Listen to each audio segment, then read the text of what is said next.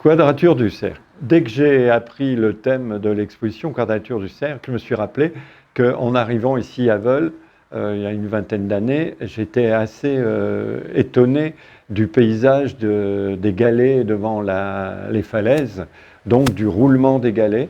Et quelques années plus tard, j'ai fait une série justement en partant de ces ronds, de ces carrés, de ces roulements. Et le premier tableau, ça a été roulement des galets. Et à partir de là, j'en ai composé d'autres, toujours, en partant avec ce graphisme de ronds, de carrés, de lignes, comme une écriture. Et j'ai aussi privilégié la couleur bleue, qu'on peut retrouver un peu partout dans mes tableaux. Ceci dit, il y a des tableaux un peu solitaires et d'autres, j'ai travaillé une dizaine de duos, de diptyques. Donc on peut voir, par exemple, le mariage du galet bleu, qui se marie avec du jaune, des galets étrangers qui sont venus sur la plage. Et puis ici, tu as un autre diptyque, c'est La lune a pleuré rose, qui est le titre d'un de mes poèmes aussi, parce que bon, j'écris beaucoup, même maintenant plus que je ne peins. Donc, dans l'écriture, il y a aussi des ronds et des carrés, il y a aussi la quadrature du cercle quand on écrit à la main, avec un crayon. Alors, la première émotion artistique, ça a été les impressionnistes quand j'avais 14-15 ans. Et pendant 2 ans, je ne faisais que ça, recopier des tableaux impressionnistes. Et au bout de 2 ans, j'ai rejeté les impressionnistes, j'en avais un dégoût. J'ai découvert Van Gogh, j'ai redécouvert les fauves.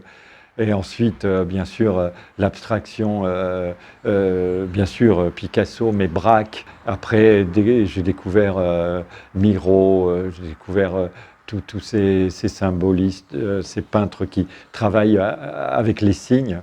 Je suis promeneur des falaises, promeneur des chemins depuis que je suis ici.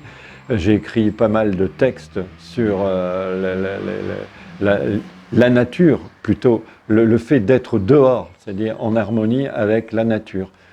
Presque être dans la nature, à l'intérieur d'elle-même. On est dehors, mais finalement on est dedans elle.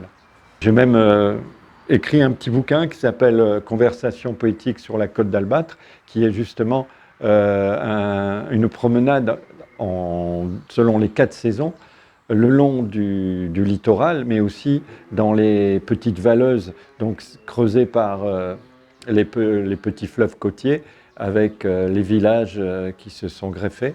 Et bon, forcément, quand on s'y promène par amour de la nature, forcément. Je crois à la différence. Moi, je dis toujours, c'est une richesse, la différence. Ça nous permet de nous enrichir. Donc, je crois plutôt à cela. C'est de l'abstraction poétique, puisqu'on voit des formes, mais j'aide un peu le regard des spectateurs. Pour moi, je mets toujours un titre, parce que le titre, c'est une clé pour entrer dans mon tableau.